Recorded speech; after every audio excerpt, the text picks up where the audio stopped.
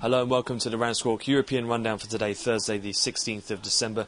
Just going through now around 10:30 in London. A quick check round the markets. In terms of actual overnight news flow, been relatively quiet and the volumes have been reflective. They has been for the last few trading sessions, are starting to thin out slightly heading in towards the Christmas season.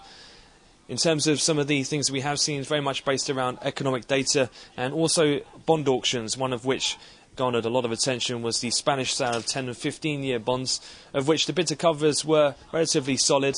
In terms of the indicative range, they were in around the midpoint, around 2.4 billion euros was sold. However, they had to put an extremely high premium to get those auctions away.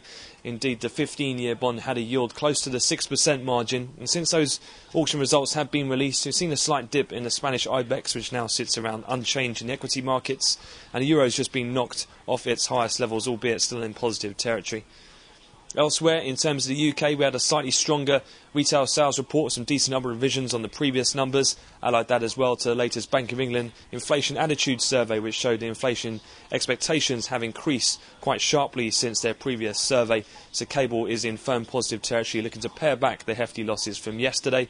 And in terms of the Eurozone, we've had manufacturing service PMIs, which have showed general strength in manufacturing, but a little bit weaker for services.